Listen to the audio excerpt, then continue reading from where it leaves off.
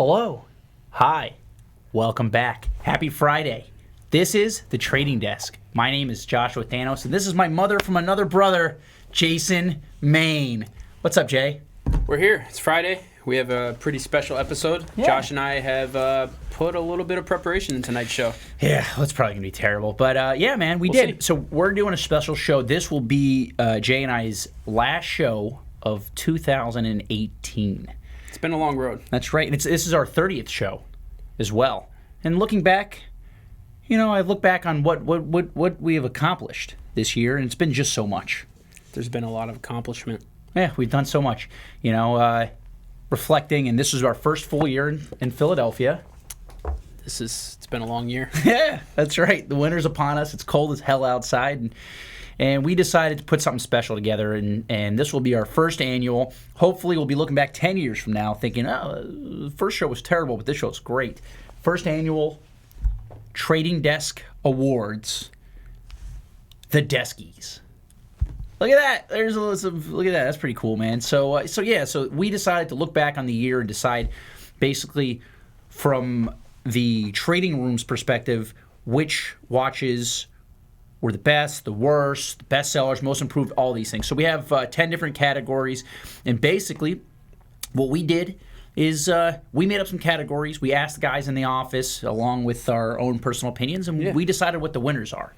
And we're going to go through that today. But first, let's do a wrist check. Jay. Yeah, let's do it. So in the theme of tonight's episode being the finale, I guess you would call it, of the season or for the year, and the award for our favorite watch that we purchased this year.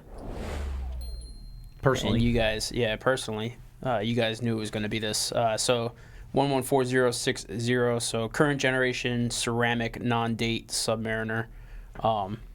Absolutely love this watch. By far the best watch I purchased this year.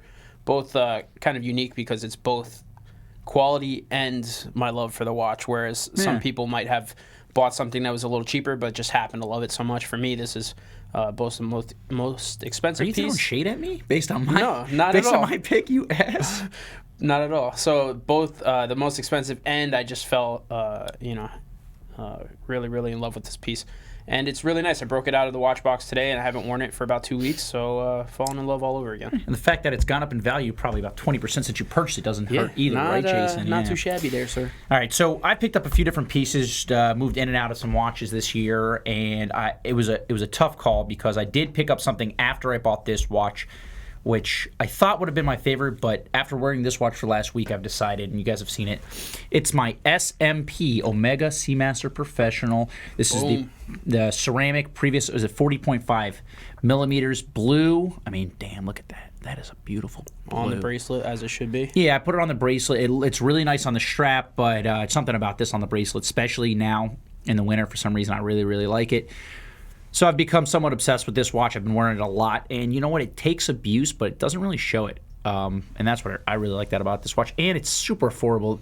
I mean, it's a great entry level, but it's also a piece that, you know, you might have APs, Rolexes, everything across the board, you know, Patek Phillipe, but you can still appreciate the Seamaster Professional, especially now with the 42. They came out too, so you have a lot of different options. And I think, Jay, you picked up an older version of this watch. Yeah, I picked up the older original wave dial, and I love it too. It wears a little bit thinner than that piece. Look at that. But when you put them side by side, you could own both.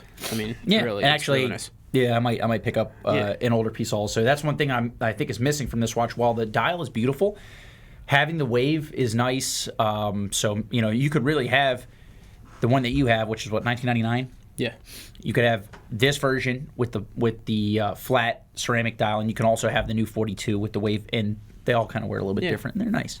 So there you go. That's what I'm wearing on the wrist today. This is my favorite pickup of the year, essentially. I mean, I had a Yachtmaster earlier in the year that I really, really liked and decided to trade that watch. And I'll probably end up owning something like that. You know, maybe I'll own the newer 116622. I was thinking about maybe that'll be in the new year, a new pickup. But both of us have lists for next year already starting. Hell yeah! So there's always a list. I got a list for the next 10 years. Jay. Yeah. So hopefully next year, some new picks, some new wrist shots, some new pickups. Yeah. But who knows? Let's get into the meat and potatoes. All right, cool. So let's get down to business. So the first category. And we were deciding what we're going to do first and last, and then we decided it doesn't really matter, Jason. So we're going to start with the first category of the night, and that is the most hyped watch, or the most anticipated watch, but we like hyped, of 2018. So Jason, there's many different watches that were very hyped up going into the year and throughout the year. Yeah. Right? So there's a whole list of these watches. Different models from different brands, different model lines, new model lines, remakes, all these things. But there's really only going to be one. So let's break it down to the nominees. Sure. You want to read it out? Yeah, let's go All right, for cool. it. So first and foremost, we have the 126710, which you guys know as the new Steel Pepsi. Yes. Highly anticipated. Yes. Still going over list. Everybody was running around trying to get on a list for one of these. Everybody was Still on. talking about it before it even dropped. It was everybody's favorite watch before anybody put it on their wrist. Oh, yeah.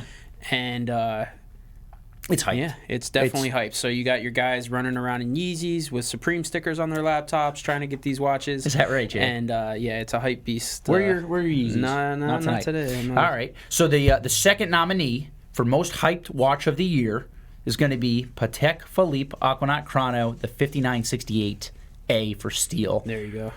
It's a 42 millimeter or 44? Yeah, 42. So also nominated around the office is the big boy. That's right. Yeah. Large watch on the wrist. I mean, this came out, obviously it's a stainless steel Patek, so this time of the year it's unbelievably hyped. New release, people knocking down our doors for the watch, offers over retail. So yeah, very hyped watch. And that watch on the orange strap too is on fire. Yeah, sick watch. All right, next third watch nominee. We have the new 44 millimeter FP Journe chronograph. The Monopoussoir. Yes. So when you look at this watch, first of all, FP Journe 2017 on fire, going into 2018 just gaining steam, and there was a new model. What we're going to do, this was based actually off the only watch that he made, which was this same movement in a slightly smaller case, I believe, different dial configuration a little bit, obviously not on a bracelet. So when everybody was talking about, hey, what is Journe going to do next? What has he got next? Now he's got heat on him. Before, he was the underdog. Now people are looking at Journe. What is he going to do? A 44 millimeter mono pusher chrono. And you look at that watch. Let's bring it back up again. Let's bring up that graphic. All right, so when you look at it, you're like, Josh, that is not a mono pusher chrono. And I say, you don't know what the hell you're talking about, because it is. Certainly is. So being Journe, he decided to lay it out like a regular chrono, but the first is a start-stop reset, and on the bottom is the flyback, I believe, right? Right. So the Richemont. Richemont, sorry. So you have at the 2 o'clock pusher, first is stop start and then reset, like a normal mono. It's not activated by the crown, which I think would have been like an extra. Yeah. Like if it was just it looked like a regular chrono, but neither one of the buttons did anything with the chronograph. I think that would have been like extra Journe. Yeah. But in my opinion, when you look, eventually once this man passes away and we look at his legacy as a watchmaker, I believe he's going to be known for chronographs, right? Yeah. His chronographs have always been pushed the boundary of chronographs. Mm-hmm. So I think this only makes sense as like a logical evolution to his watchmaking in that movement. And the watch is gorgeous.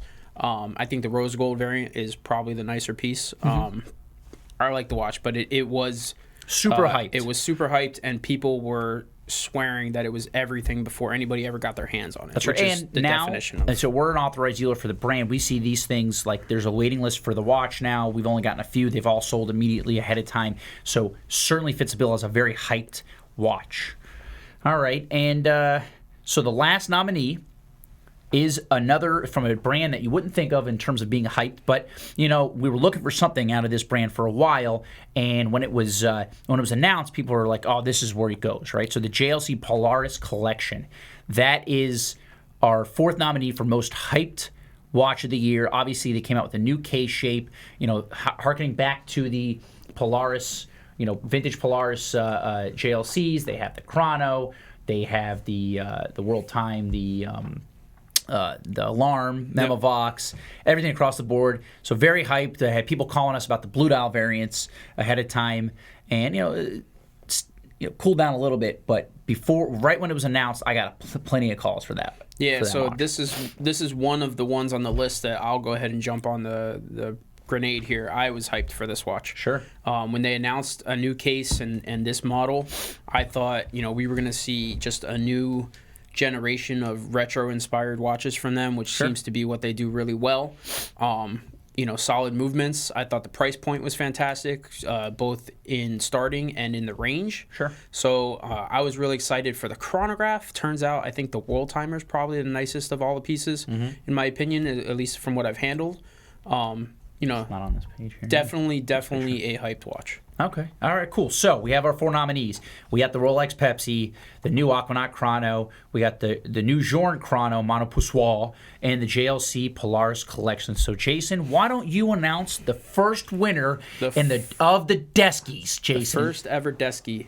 It is to... truly a privilege and an honor to have both worked by your side and honor. Are you quitting? No. Oh, okay. The Rolex Pepsi as the winner of the first Desky. So much energy, Jason. That's what I like about you. Yes. The that Deskies, is guys. by far the most hyped watch of the year. Deskies. I'll argue that all day long. It still is. It's unbelievable. The watch is unbelievably hyped, and that's the first winner. The most hyped watch of the year, the new steel Rolex Pepsi. There you go. Look at that. Look at the award. Look how shiny it is. It's a great award. We did that in gold, guys. That's real 18 karat gold. That's right. All right. Awesome. So, we popped off now. Yeah. Let's just get this rolling. That's the format of the show. That's pretty much how it's going to go from here on out. This is very exciting. And So, fast forward to the end if you want to see. So the second category is the opposite of the most hype, and this is the sleeper watch of 2018. The one you didn't see coming. That's right. The watches that we get to look at watches all day long. We see probably more watches than 99.99% of the population, maybe even take that out a few more decimal points, right? So we get to see everything, and we get to make, decisions, buying decisions constantly, but there's some watches we're like, man, that should be worth more. People should be really paying attention to that watch. Right. So we got some sleepers, right? Got some sleepers. All right. So the nominees are for best sleeper watch. So the first watch here, it's completely impartial. Hey. This is the Cartier Santos. All right. This is no Santos, no regular Santos. This is the new Santos. This is the new Santos, and we just happen to have one here on set. And this watch, admittedly, plays better in person and on the wrist than in photographs. So this is a new Cartier Santos, much thinner case. It has it's a 42 millimeter case, but much thinner than the previous Santoses, which were honestly unwearable. They were like it was like basically wearing like a Breitling Bentley. That's how I felt like the old ones were, and they were not great watches. I didn't really like them. Not a lot of people like them. They don't really trade very well. Kind of crap. So they redid the entire watch, and this is a watch that was released this year. Alrighty. The coolest thing about this watch is the technology that they put into the bracelet. Easy change, which is different from the old easy change on the Roadster, right? Right. And then even one step farther, which I'm obsessed with, and I wish everybody did this, including Rolex, you can change the links with not a tool. Oh, this one's stuck a little bit, though. It's not popping. All right. So Cartier has a history of doing these quick change in a couple different configurations. Look at this. This is amazing. Yeah, no tools required. You could size the bracelet on the fly. So they have a history of doing these. I think here is the next evolution. I will also mention one of the cool things with those links is the pins are captured. So you can't lose the little pins that pop out. Look, I lose things. That's what I do, right? This will not come out of the bracelet. That's amazing. I'll probably lose this link, but I won't lose the pin that's in the link. It's amazing.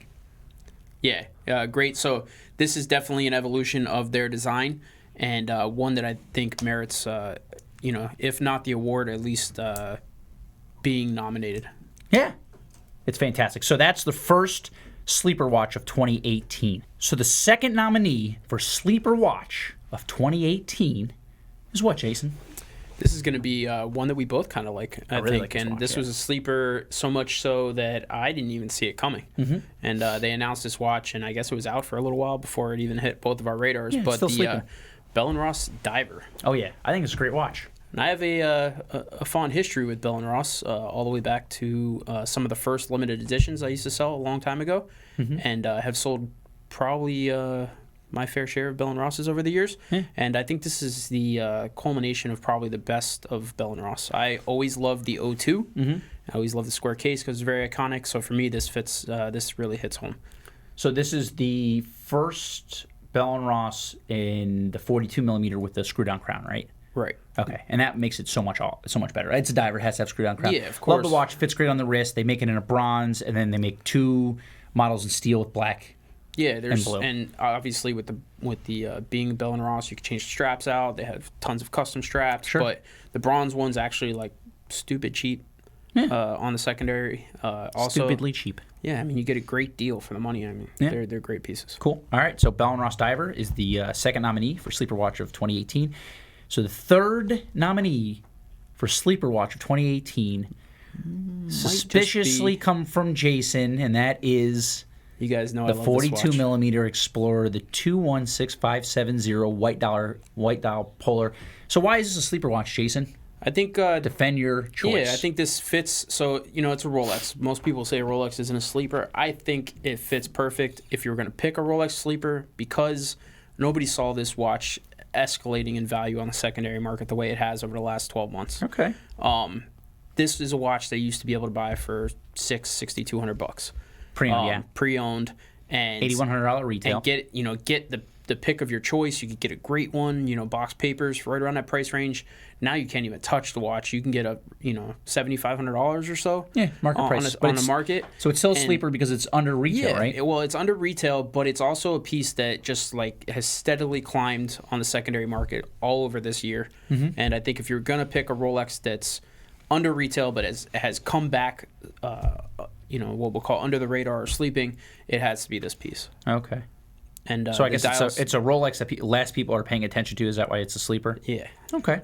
All and right. the dial's gorgeous. Jason's pick to put as a nominee, he nominated that watch. And then the third nominee for Sleeper Watch of 2018, based on our opinions, okay, because we don't really care about anyone else's, is Gerard Perregaux Laureato Chrono, the new Laureatos. Cool watches. So I like this watch a lot. I actually like it as well. A piece that I didn't think I was going to like until I put one on my wrist. Yeah.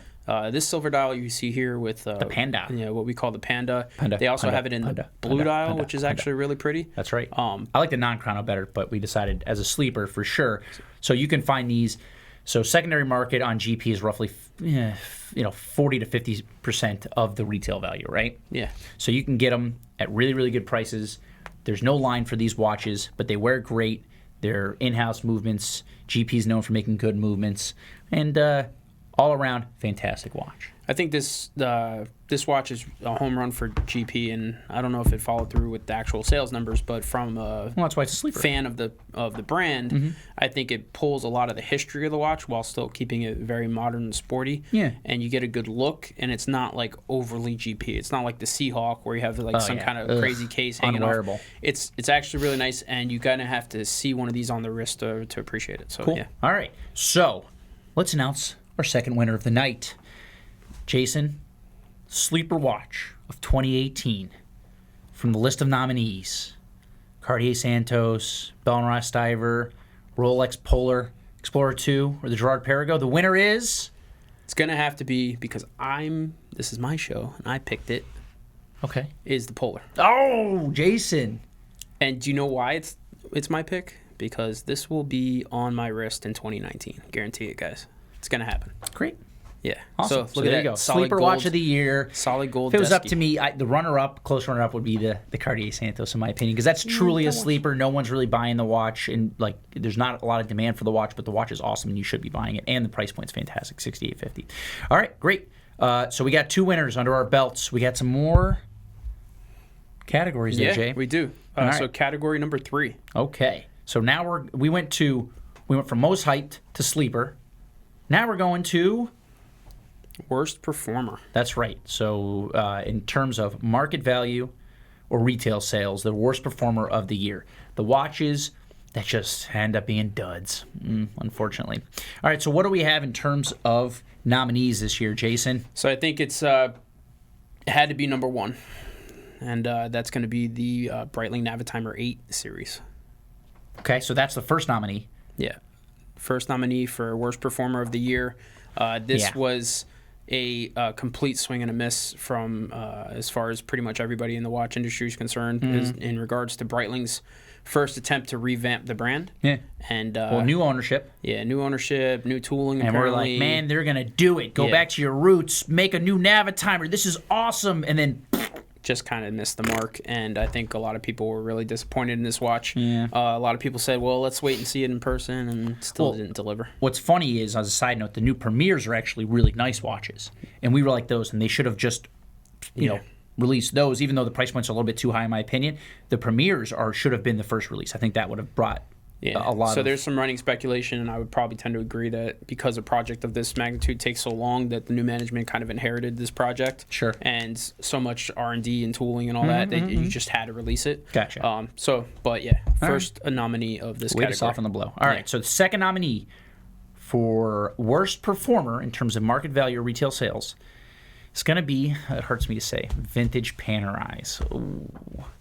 So we've seen a steady decline in market value of vintage Panerais over the last, say, 5-10 years. Really, well, I would say 5 years, right? For sure, 7-8 years. Panerai 203s, Panerai 127s, 5218s of different, variations. The 341, all these watches have come down, probably halved in market value. And this year really didn't help. It's just slow, steady decline. And I think that's due to, Panerai's new direction and a lot of old-time Panerai collectors just feeling like they've been abandoned. Listen, I understand, Panerai went in a new direction. They made watches like the Due, and they're releasing new in-house movements and focusing on other things than what their heritage really was. Tourbillons and going, laser printed titanium cases for tourbillons and things like that, things that Panerai hadn't done in the past. So, what's the casualty? Vintage Panerai, unfortunately. Yeah, it's been a very steep downward hill, apparently, over the last couple of years. It's been rough to watch. 12, maybe 15 months ago, we saw a little bit of an uptick for Panerai, and then it kind of just dropped But not back for out. vintage. Vintage has always been going down. It's been bad. Well, the contemporary stuff is doing all right in market value. That took a dive too, but that's all that stuff. The contemporary stuff, for the most part, is kind of But remember the days when like pre-Vendome and like A serials meant something. That's what we're talking about. Exactly. Those are the vintage pieces that we're talking about. A serials I mean, I have an A serial 02. This is worth, I don't know, $3-4 grand. Same as every other O2 now. Right, exactly. Except yours has water damage. Yeah, mine does. And no value. So, all right.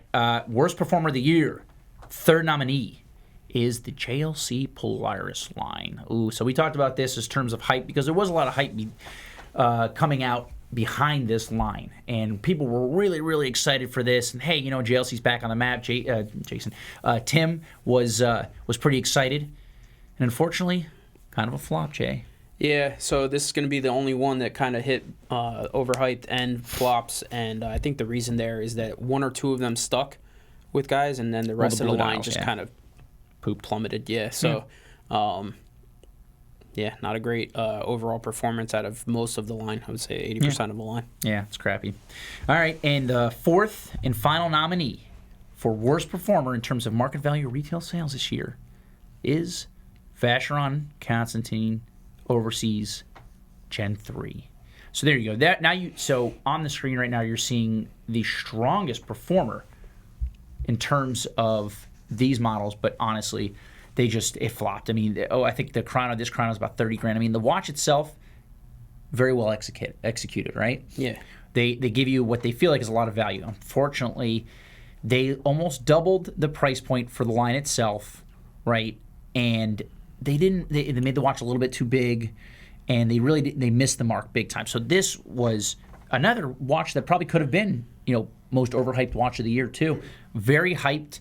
They put so much in terms of marketing and R&D, and I think that they just overinflated their costs, it seems like, decided to overinflate the price points. And if they had dropped their price points out the gate, probably 15, 20, 25% in terms of MSRPs, I feel like this would have done much better, but unfortunately, just kind of flopped. Another classic, error for VC overreaching. Yeah. I think anytime you drop something like Evolution and you instantaneously boost the value of the previous generation because nobody wants to set the new one, you gotta reevaluate. Yeah. So hopefully next year is a reevaluation year. Yeah. So all right, Third category, worst performer, market value, retail sales. We had 4 nominees. We said Breitling Navitimer 8, Vintage Panerai as a whole, Jlc Polaris line, and the VC Gen 3. So, Jason? By far and away, my pick for this category and for the 18-karat gold Desky is the Breitling Navitimer 8. That is right. Have you sold any of these, Jason? I have not. Yeah, I haven't either. Unfortunately, I don't get any calls about them either. So, worst performer in terms of retail, for sure, is the Breitling Navitimer 8 this year. It's been very disappointing. I'm sure there's some people who bought them and maybe they like them, but unfortunately, as a whole, in terms of mass market, it just did not really get any traction. I will say, looking forward to positive signs from the Premier line, though. Yeah, cool, man.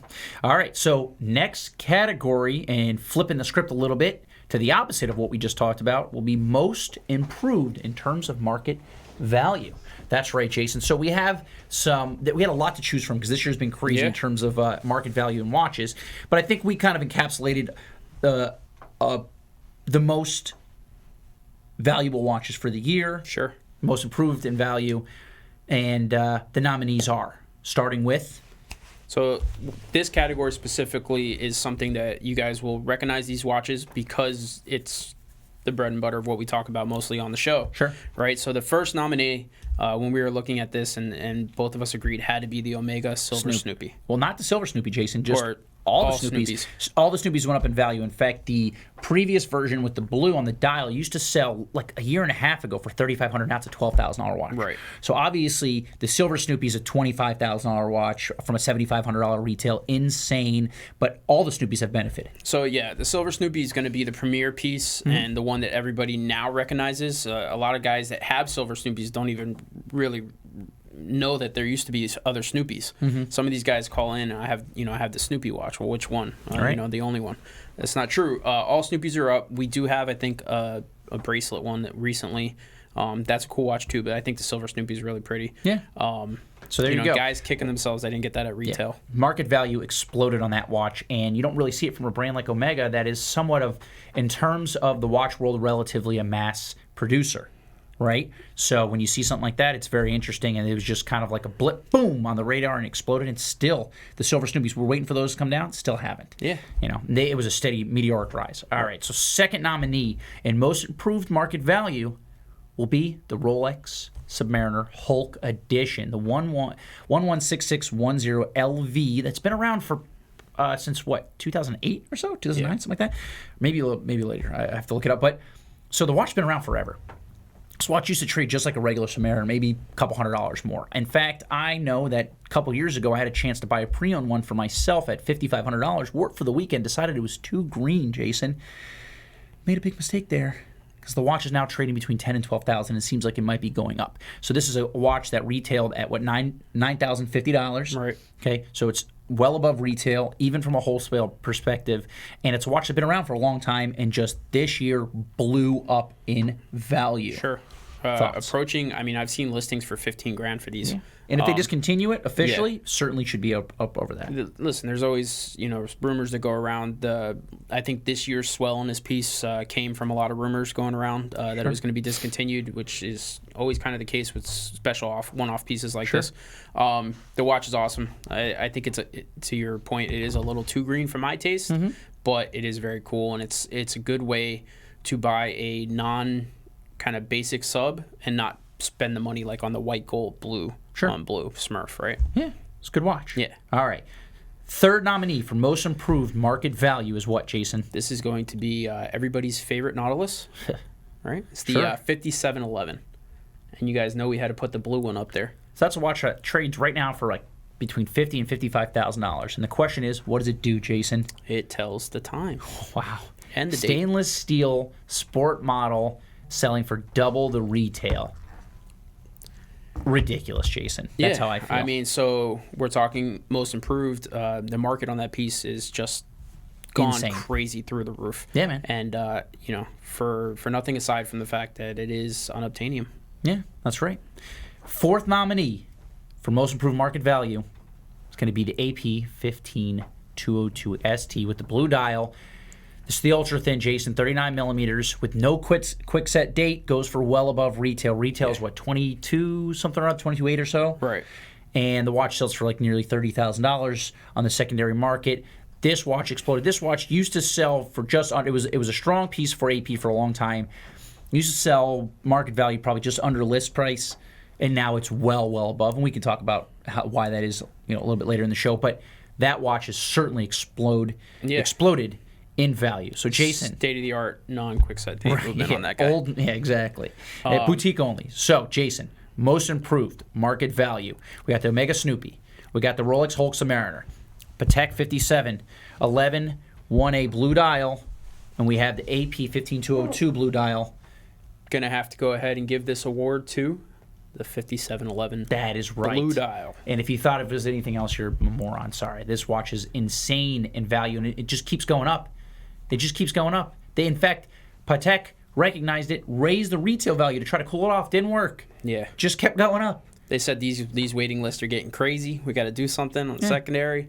Let's chase the secondary market, which is usually the death of collectability. Sure. And didn't happen. No, I feel like they did it to try to slow down the demand for the watch, and it didn't work at all. People are still waiting years for the watch at $29,000 as opposed to $24,000 before. Sure. So that watch, insane. I guess that could have been in the conversation for most hyped watch. But it wasn't a release this year. Obviously, it's been around for a long time. And in fact, I have guys who called me. They bought the watch in 2008 when the market was terrible. Bought it at a big discount from some dealer and sold the watch to us pre-owned for insane amounts of money. So Some the success watch stories there, yeah. Oh, God, it's crazy. It really is. So that watch, by far, most improved market value in 2018, 5711 blue dial and steel, right? Yep. Cool, man. All right, next.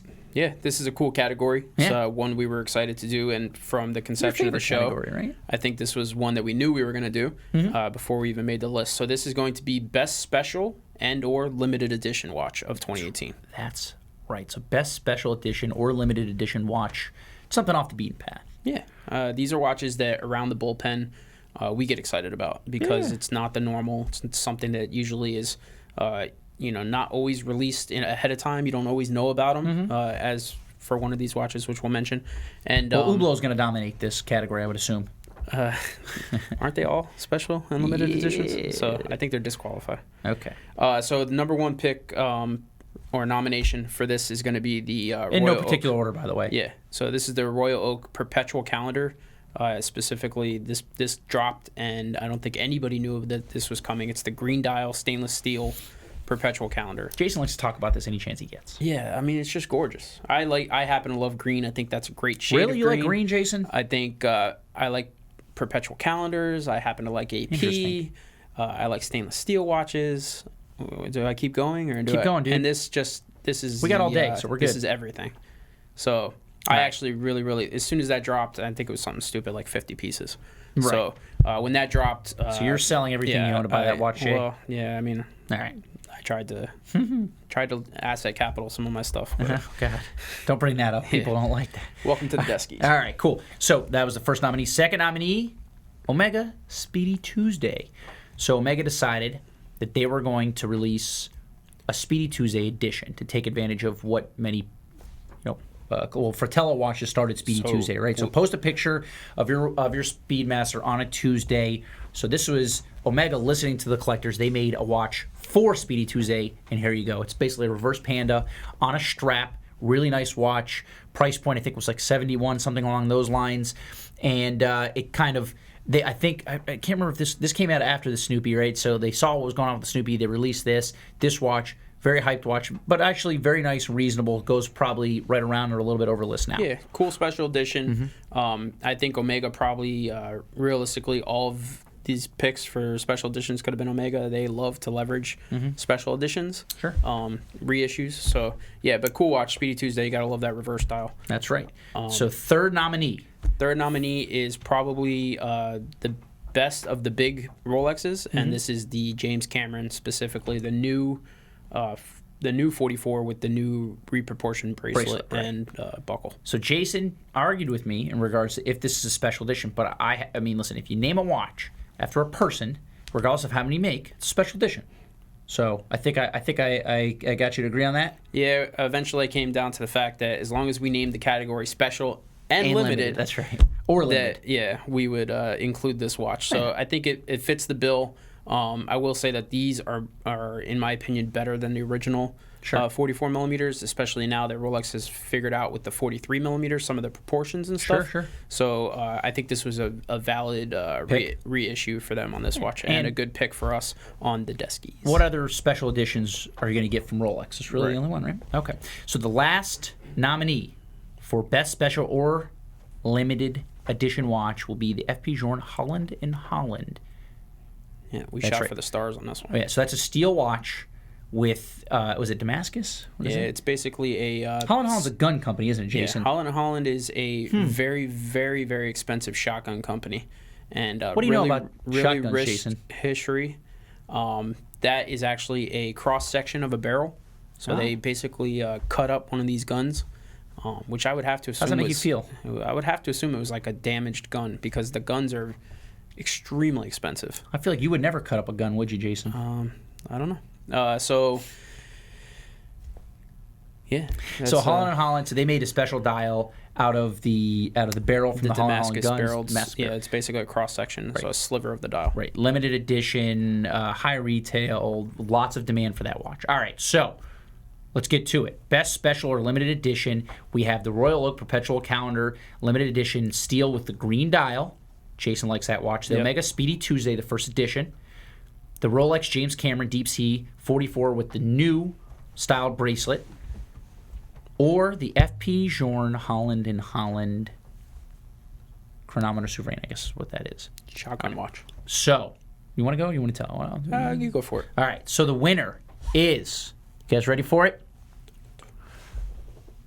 Royal Oak Perpetual Calendar in green. That's what we've picked. So, to be honest, guys, the close runner-up, in my opinion, would have been the James Cameron. I think that's a watch that's in super high demand, goes really super strong watch. But Jason overpowered me with this one, and he decided that that's the best special edition. And you know what? I can't argue. The watch is unbelievable. You're never going to see one. We haven't seen any. Yeah, no, we haven't even been offered one. 50 pieces, gone, in the wind. If you want to sell one at a huge profit, Jason's a buyer. Yeah. Personally, I'll just there you go. PayPal you. All right, cool. So that's number 5. We got 5 more to go, Jay. We do. I know you guys thought it was over, and I know you thought that this show was super short, and you wished it was longer. So guess what? 50% more. Cool. So the next category, and the next few categories are going to be based specifically around the brands. So the best Rolex of 2018. This is our pick, guys. This is what we've decided. What is the best Rolex of the year? This is probably what we should have named the show. Best Rolex? So people would just click on it, clickbait. Yeah, I got you. Best Rolex. So best Rolex of the year. So let's explain these nominees before we do it, because these aren't all watches that were released this year. Right, in fact, I don't think any of these watches were released in 2018 now that I look at it. So we decided to look at, all right, out of all the watches, out of all the Rolex, which ones were the best of the year? From a trading perspective. Well, from a trading perspective, from a wearability, from a value across the board.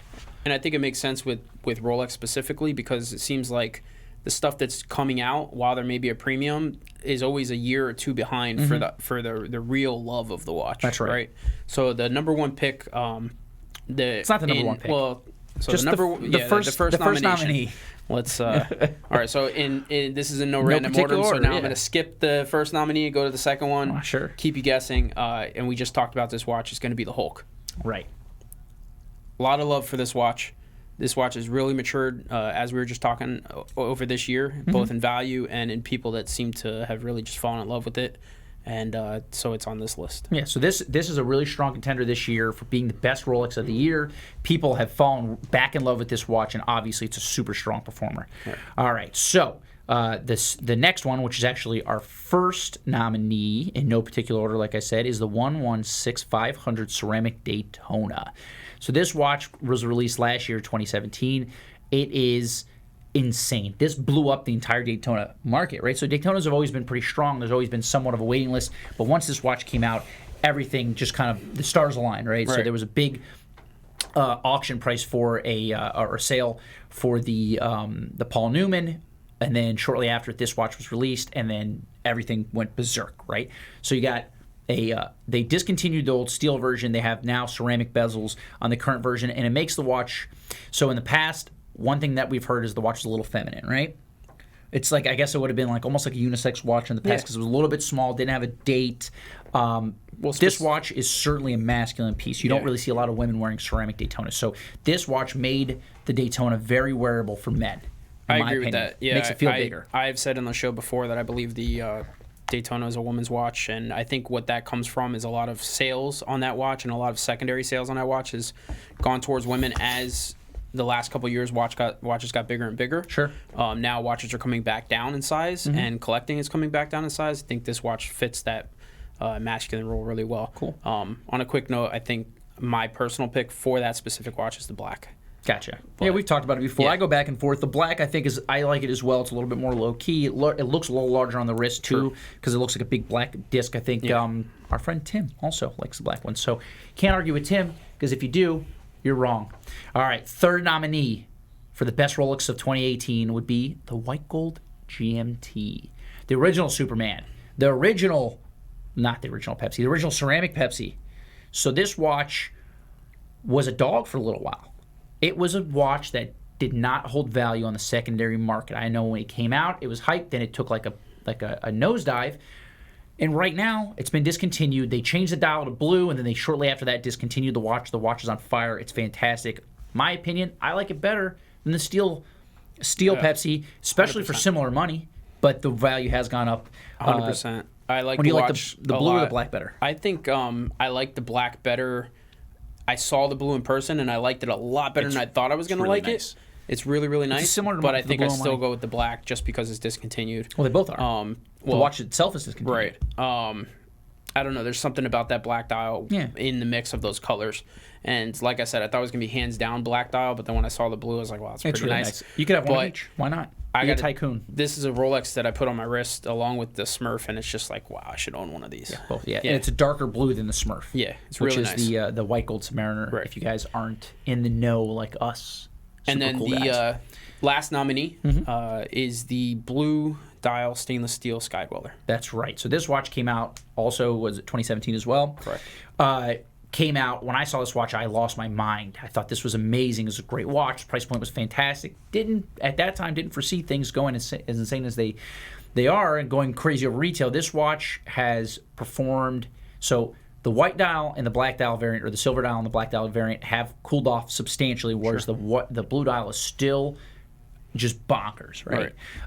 So that watch, super good performer in the market, also very wearable. It brought a watch that was kind of out of the reach for a lot of people in terms of the movement, down to a place that was very affordable in terms of watch collecting, right? So from the 30s to the 15s, right? 14 for retail. Yeah, retail. Right. So, but obviously this watch sells probably in the low 20s, and it's been very, very strong. So, best Rolex of the year 2018, our pick. We have the ceramic Daytona, the Hulk Submariner, the white gold GMT, either black or blue dial, or the blue dial stainless Sky Dweller. Jason. So our pick for the Desky, in our opinion, because it's our show, is the white gold GMT. That is right. Best value, best performer. The watch feels great on your wrist. I really like this watch, Jason, this year. We fell in love with it, haven't we? I think we both need one. Once you get the black, I'll get the blue, and we'll switch every other week. If any of you guys are feeling generous, my birthday's coming up next week. I'd love one of those. Go ahead and send it to me in the mail. Why don't you give them your address? No. All right. So that was our pick for best Rolex of the year. So the next category is a little bit interesting. It's not a watch specific, but we wanted to talk about a brand in terms of how they performed, and we want to talk about some of the independents because they don't get as much love. So this will be best independent brand non-Rolex, because Rolex is independent also, but I mean they're basically half of the watch industry, right? So the best independent brand non-Rolex. So this is from the brand perspective, the entire brand. So we got 4 nominees for this as well, in no particular order, Jason. Correct. We have, what's the first one? Patek. That's right, Patek Phillipe. Patek Phillipe. Then we have AP. Audemars Piguet. Right. FP Journe. FP Journe, the man, the myth, the legend. And Laurent Ferrier. Laurent Ferrier, also the man, the myth, the legend, and a former race car driver. We like Laurent Ferrier, don't we? We like driving cars, too. That's right. Absolutely. So does he. So each brand has done a ton this year. All these brands have either grown in popularity or have established themselves, I'd say, right? So Patek, now you got rappers rapping about Patek Phillipe. It's becoming pop culture. I mean, not pop, but it's becoming like pop culture. Culture. No, pop culture. It's for sure. It's becoming a name brand, household name brand. Yes.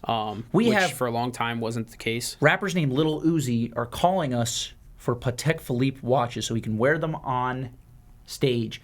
These are guys who used to wear like diamond Breitlings and gold Rolex and stuff, but they're Jacob and Co's. Jacob and Co's. That's who made the rap community made those watches popular and made watch snobs puke in their mouth. So now they're buying up all the watches that the watch snobs want.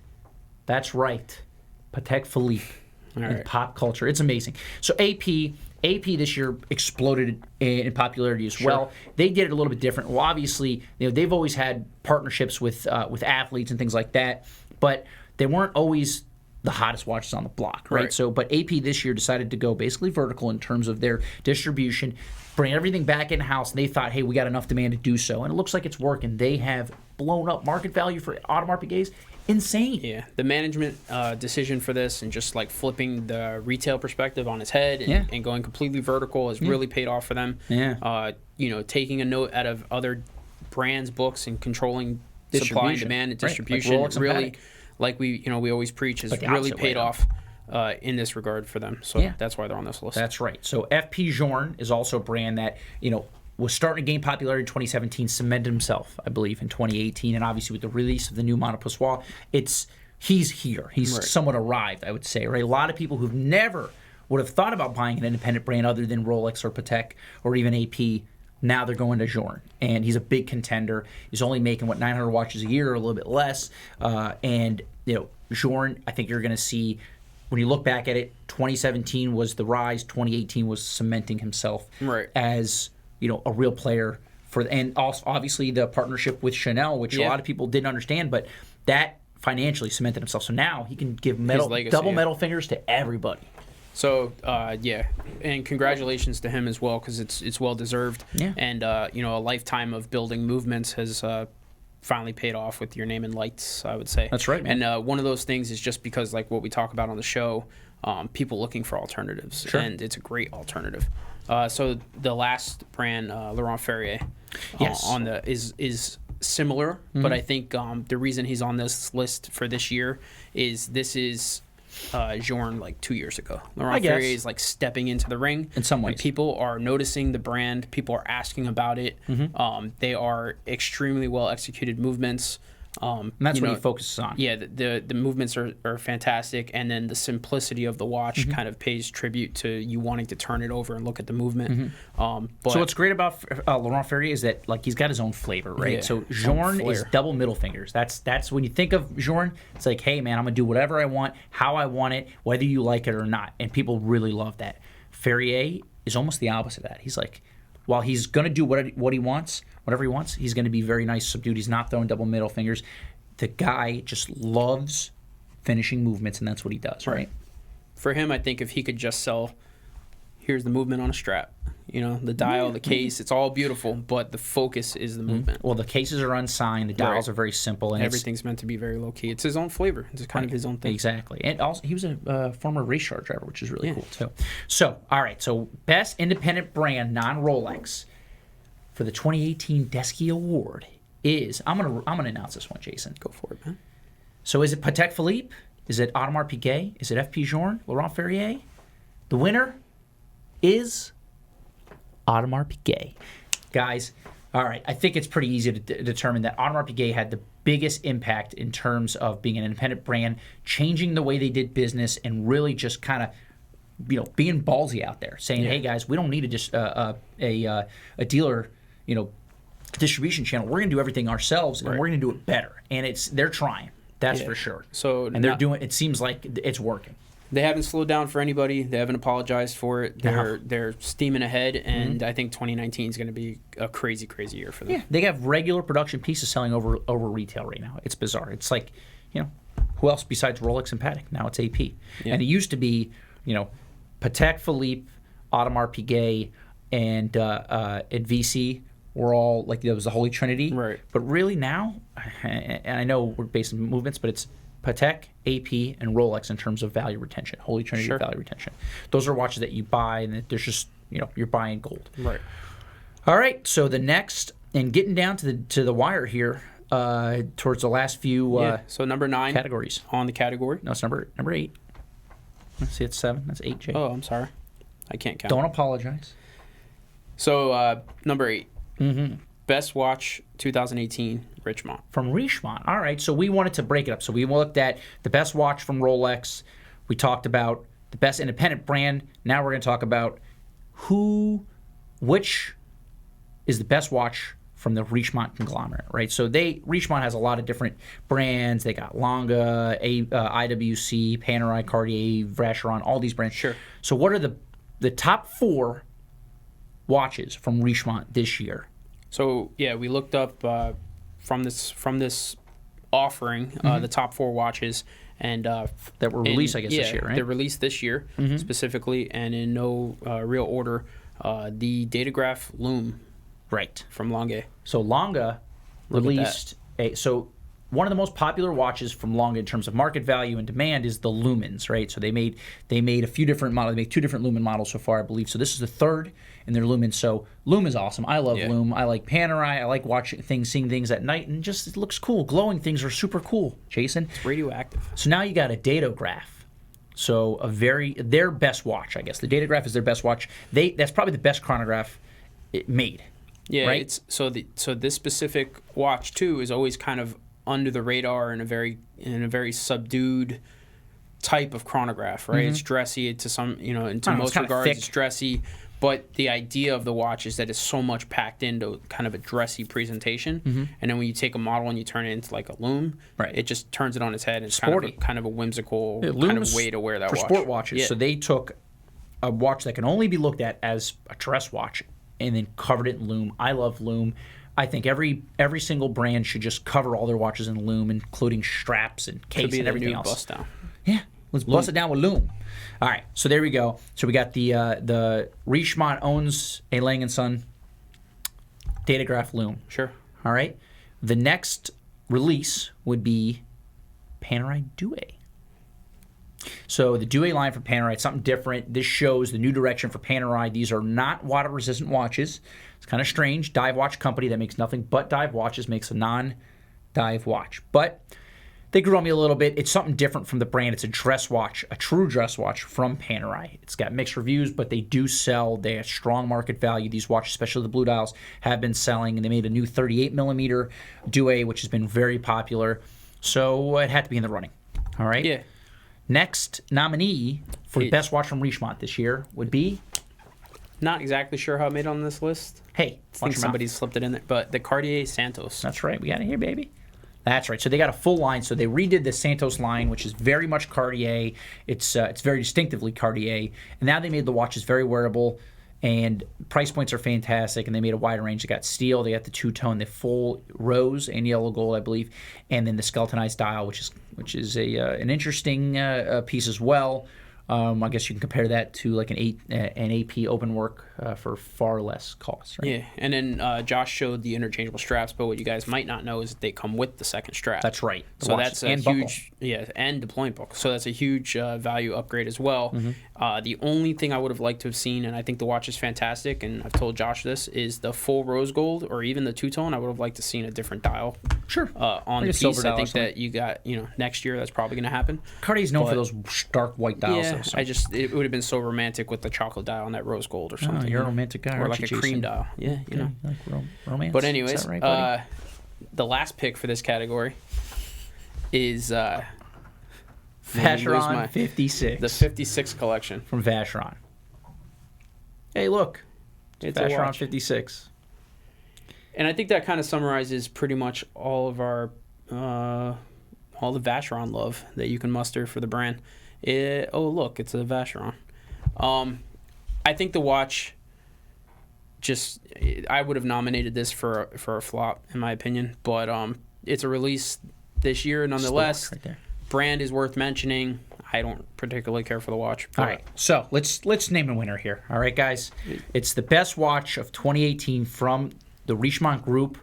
We got the A-Lang Datograph and Lume, the Panerai Douai line, the new Cartier Santos line, or the VC56. The winner which is one Josh picked. Hey, listen, you got to pick a few of these here. So which one did I pick, Jay? I don't know.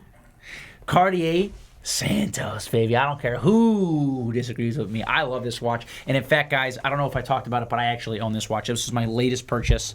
What are you doing? Give that back, Jay. This is my latest purchase, actually. So I was debating whether I should wear this on the show or my Santos. This specific Santos not belong to me. Mine's at home.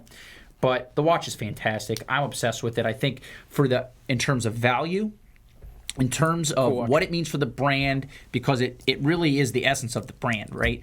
And wearability, look at that. It fits so nice on my wrist. $68.50 retail. Comes with an extra strap, and they have a wide range of colors in terms of the straps as well. So I've already ordered a few, but the watch is fantastic. I think it's a great little knock-around watch. If it had some water resistance, I would like it better. But the little note here, first pilot's watch, Cartier Santos. Look that up, guys. Google it. Okay?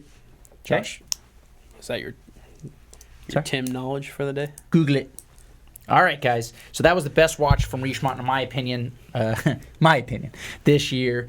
It's a cool watch. I agree with purchase. I think it's a cool piece. I think for value, for the money, $68.50 crazy. retail, man. Come on. And it's available. If you guys want one, the call only me. downside, I'll sell you one. I'll sell you two. I'll sell you three if you want. The only downside with that watch is Josh can't stop changing the straps back and forth. Oh, yeah. It's all fun. All right, so next. I promised you number 9 a little early. That's so right. We're finally here. All right, Jay. So number 9. What is the next category? Well, you knew with what we did with number 8 is going to have to be Swatch Group, right? So best watch of Swatch Group. All right. So our opinion, best watch 2018. So best release 2018 from the Swatch Group. This looks like it might be Omega heavy, Jay. And number 1 nomination, we're going to go ahead and say the new 42mm Seamaster, right? In all the flavors. But we got a picture of that gorgeous, gorgeous gray dial. And I think that this one that's the best one. May have stood out. We should have brought some of those on the buying. show. We got some downstairs. Yeah. Check out our last episode where we did an entire spread of these guys. Or 2 episodes ago. 2, yeah. Maybe 3. Who knows? 2.5. I stopped counting at 20. Okay. So the Omega Speedmaster 42 is the first nominee for Best Watch from Swatch Group this year. Second nominee is from a brand that's known for tourbillons, and that is a Breguet La Marine. Hey, look, Ulysse Nardin. Breguet La Marine. Are you sure? That's what it says on the dial, Jay. Oh, okay, cool. All right, so this is a new release. Listen, Breguet brand that doesn't get a lot of love. Smaller manufacturer. They make a lot of movements. I think they're the movement for Swatch. They're making all the movements for right now, like most of the in-houses, I believe. I could be wrong about that. If I am, Google it. Yeah, some history in the brand. It's pretty lot cool. of history. Great brand. It's a great brand. There's watches I picked from the brand before this, but that was released by the group this year. All right, so third nominee for Best Watch from the Swatch Group this year, Omega Trésor. Something for the ladies. This is actually a watch that sold pretty well when it dropped. A lot of guys were looking for this for right around the holiday season. Coming up, a lot of gift giving was purchased on this watch. It's actually quite pretty. And with you liking Cartier, you can see some of the inspiration from the dial, I think, in that piece. Okay. Best Watch, Swatch Group. Final and last nominee. Glashütte, Original, Senator, Cosmopolite, or Cosmopolite or something. I don't even know how to pronounce it correctly. Doesn't really matter. So this is the newest Glashütte. Yeah, it's a cool watch. It's a Glashütte. I mean, Glashütte makes some interesting pieces. German manufacturer. It has that feel to it. That's it. All right. So who's the winner of number 9? I mean, you guys, you've guessed it, right? It's the Breguet. No, I'm just kidding. Omega Speedmaster 42mm. Of course, this is maybe the best watch of the year, just in general. If we break it down across all the releases, it's a fantastic watch. Very affordable, very easily accessible, good value. They make it on a bracelet, make it on a strap. It wears nice on either. For everything you just mentioned, it could have been on almost all of these lists, right? Hyped watch, delivered, sleeper watch. Like it is probably one of the best received releases for this year, and there's so many different flavors. It's a good price point. It's got a lot of history. The watch is selling like hotcakes. Yeah. So yeah, great pick. Yeah, absolutely. So our last and final, for no real reason, category will be the best watch from the LVMH group. There you go. That's right, Jason. So that's the Hublot, Zenith, Bulgari, give away all Tag the Heuer. No, these are all the brands that are owned under the LVMH group. So the first nominee for this is going to be the Unico, 42? Hublot Unico 42 millimeter. There you go. Yeah, it's a good watch. I don't think we've even seen this in person yet. I think it's, just the idea of having a 42 millimeter Unico is cool. The 45 fits nice. I think the 42 would fit nicer. Yeah, Unico's a nice movement too. Yeah, Jeez. yeah. All Good right. movement. You got to feel the pushers on that watch. Hublot, watch snobs don't like Hublot, but this is a good watch and it holds relatively good value. So from a really good movement to what I would consider an even better movement, The best movement. the new Zenith Defy. Hey Jay, what's this? This would be a Zenith Defy in There you person. go. So that we have the non-chrono queued up, but we also have a chrono, and really this is the show watch right here. Let's go ahead and get you just because we have one. Zoom it in. Work that chrono, There we Jay. go. Push those. Oh, wow. Is it broken? Is it broken? No. That's the way it's supposed to work, Jason. Third nominee is not one watch, but it's actually a partnership within LVMH because it spans across a few different brands, and that's the Bamford partnership. Yeah. There you go. Is that George Bamford, right?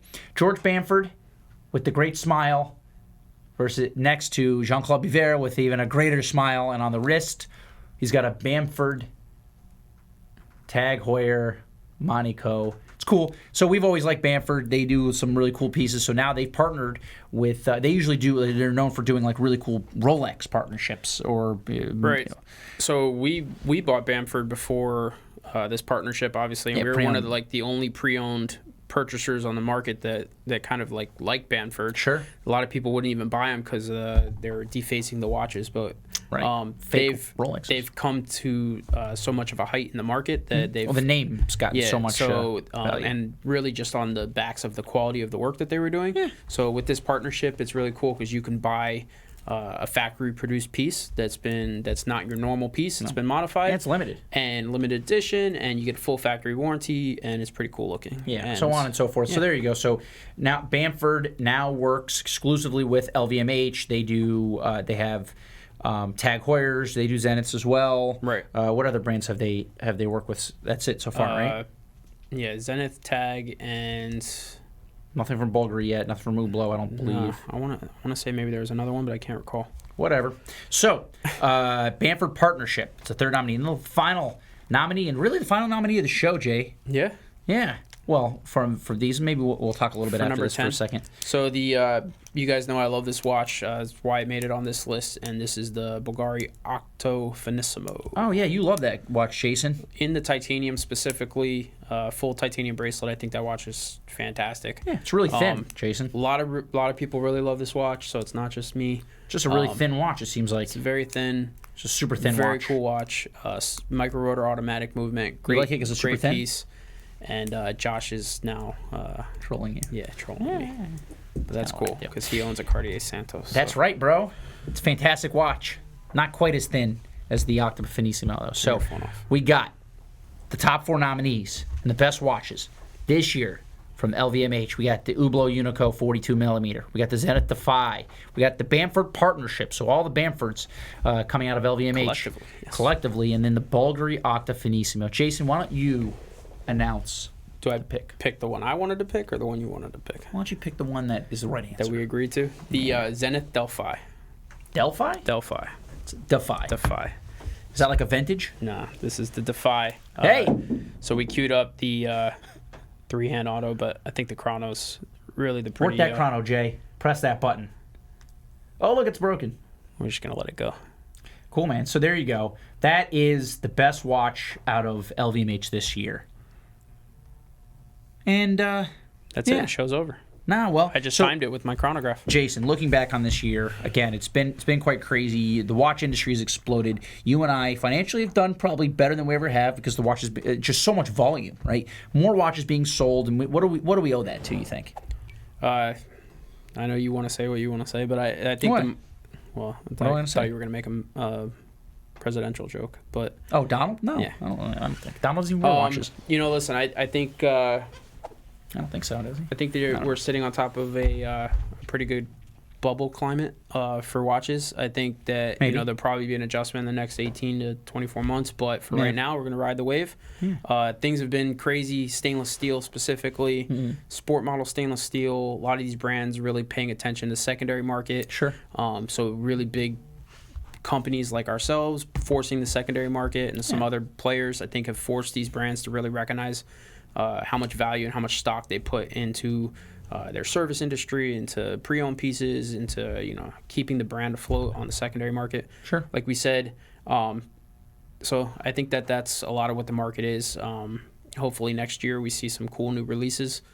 Yeah. And, so I keep think things that going. we can sum up the this year. The main theme was the secondary market. I think that's what drove the sales.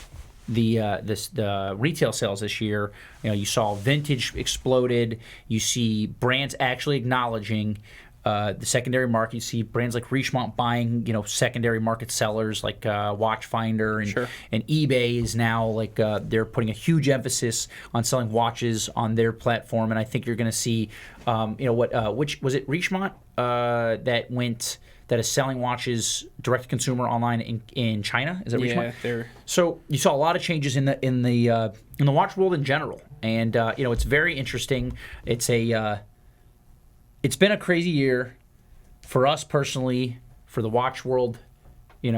From a collector's standpoint, from a professional standpoint, everything across the board. It's been crazy. So it's been a roller coaster. Yeah, man. So you want to do it again next year? Yeah, why not? All right, cool. All right, guys, so that's been our show. If you haven't realized it, right now it's probably about a little around 6 p.m. as you're watching this on the Eastern Seaboard, but this was a pre-recorded show, so we did not look at any of your chat boxes. So there's somebody else who's going to be responding to those chats. If you guys want to reach out to us, have any questions, email me at jthanos@Godberg Watches. JasonM@GodbergWatches.com. That's right. You can see our phone numbers on there. You give us a call, a text message if you have anything important to say. If you don't, you probably get ignored. That's okay. Don't take it. Don't have hard feelings. We're very busy. If you want to follow us on social media, on Instagram, I'm Mr. Thanos. Jason, I don't think you're on Instagram. You can check out 4B11. Oh, that's Thank you right. very much. Yeah, and you're welcome. You can check us out, Watchbox, just Watchbox right now, Watch Us Global anymore. So Watchbox on Instagram, we got a ton of great content there. You can follow Tim. Tim's got the greatest Instagram account by far, man. He does 1-minute reviews. It's really amazing. Go follow him. He's got like 10,000 some odd followers. Be one of those followers. Check him out.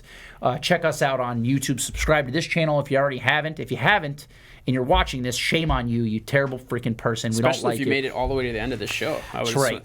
So I just want to stop to say, 30th episode, final episode of the season. Yeah, man. It's been fun. So we've been sitting here a long time talking about watches. And I hope we do a season 2. I know we're going to do a season 2. Are we? I mean, if we don't get fired. Yeah. So as long as we're still here. But it's been a great ride, and I hope you guys liked it. I hope you liked the Deskies, right? Yeah, this that was award cool. show, it was kind of cool. A lot of thought put into that one. A lot of, you could tell it's not our normal shtick. We usually do the off-the-cuff type of stuff. But I thought it went well. In the comments, let us know what you like, if you would have nominated something else or won something else on the list. Yeah, I don't care. This was for us, actually. So, yeah, we're going to go ahead and cut this extremely long episode. Yeah, guys. And award show and final and... See you next year, 2019, guys. Yeah. All right. See you later. Cue the fireworks.